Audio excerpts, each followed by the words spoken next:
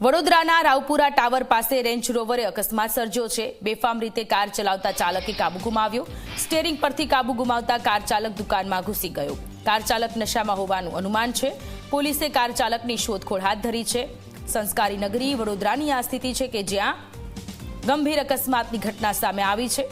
નશામાં ધૂત કાર ચાલકે કાર દુકાનમાં ઘુસાડી દીધી છે। કાર ચાલક ઘટના સ્થળેથી ફરાર થતા તેને ઝડપી પાડવા પોલીસે ચક્રો ગતિમાન કર્યા। વડોદરા શહેરમાં ફરી એકવાર રક્ષિત કાંડ જે છે તે સર્જાયો છે। શહેરના રાવપુરા 4 રસ્તા પાસે જે હાઈ પ્રોફાઇલની જે વ્યક્તિ જે છે તેઓ દ્વારા કાર અકસ્માત સર્જવામાં આવ્યો છે। આ મારી તરફ પાછળ જોઈ રહ્યા છો કે જે રીતે રાવપુરા વિસ્તારમાં ગત મોડી રાત્રે અકસ્માત સર્જાયો હતો।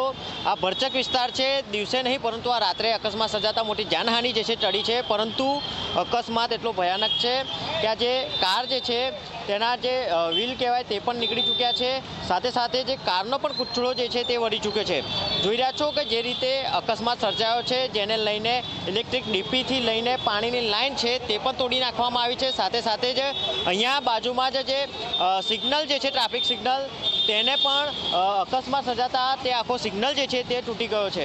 આ અકસ્માત સર્જાઈને કાર ચાલક જે છે તે ફરાર થઈ ચૂક્યો છે। રાવપુરા પોલીસે તટસ્થ કાર્યવાહી હાથ ધરી છે અને કાર ચાલકની શોધખોળ હાથ ધરવામાં આવી છે। પરંતુ ક્યાંક ને ક્યાંક એક સવાલ ઊભા થાય છે કે આ પ્રકારે બેફામ બનેલા નબીરાઓ જે છે તે ક્યાં સુધી આ જ રીતે વાહનો જે છે તે હંકારશે અને લોકોના જીવ લેશે।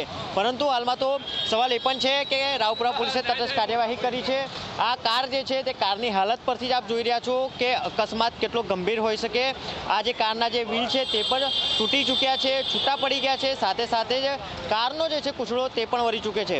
આપ જોઈ રહ્યા છો કે જે રીતે ઇલેક્ટ્રિક સિગ્નલો જે છે તે સિગ્નલો પણ અત્યારે તૂટીને અત્યારે નીચે પડવાની હાલતમાં આવી ચૂક્યા છે। અકસ્માત સર્જી કાર ચાલક ફરાર થઈ ગયો છે। રાવપુરા પોલીસે કાર્યવાહી હાથ ધરી છે। પરંતુ સવાલ એ ઊભા થાય છે કે આ રીતે છટકા બનેલા નબીરાઓ પર કાર્યવાહી તટસ્થ ક્યારે થશે। હાલમાં તો જોઈ રહ્યા છો કે જે રીતે અકસ્માત કેટલો ગંભીર છે, કોઈ જાનહાનિ થઈ નથી, પરંતુ ક્યાંક આ અકસ્માત દિવસે થયો હોત તો મોટી જાનહાનિ પણ થઈ શકે છે। જયંતિ સોલંકી, જી મીડિયા, વડોદરા। હું સવારે મંદિર આવ્યું ને આ રીતે જોયું તો તપાસ કરી તો ખબર પડી, ત્યાંના લોકોને સ્થાનિક લોકોને પૂછ્યું કે રાતે 2 થી 2:30 વાગે આ બનાવ બનેલો છે। આ બનાવ ઓવર સ્પીડનો છે।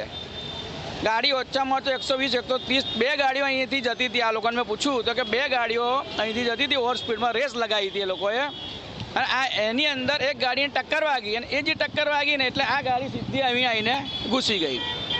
પણ મને એવી આ લોકોને અહીંથી માહિતી મળી છે કે એર બેગ ખુલી ગઈ એટલે પેલા માણસ બંને જે અંદર જે છોકરાઓ બેઠા હતા એ નીકળીને ઘરે જતા રહ્યા, એમને કશું થયું નથી। આજે સવારે અમે 9:15ના સુમારે અહીંયા આવ્યા ત્યારે અમે આ પરિસ્થિતિ જોઈ। આજુબાજુવાળા ભાઈઓએ બધાએ અમને જાણ કરી કે આવું કંઈક થયું છે। એની રીલો બધાના મોબાઈલોમાં ફરે છે, પછી એ રીલો જોઈ એ બાબતે અમને એ રીતે માહિતી મળે।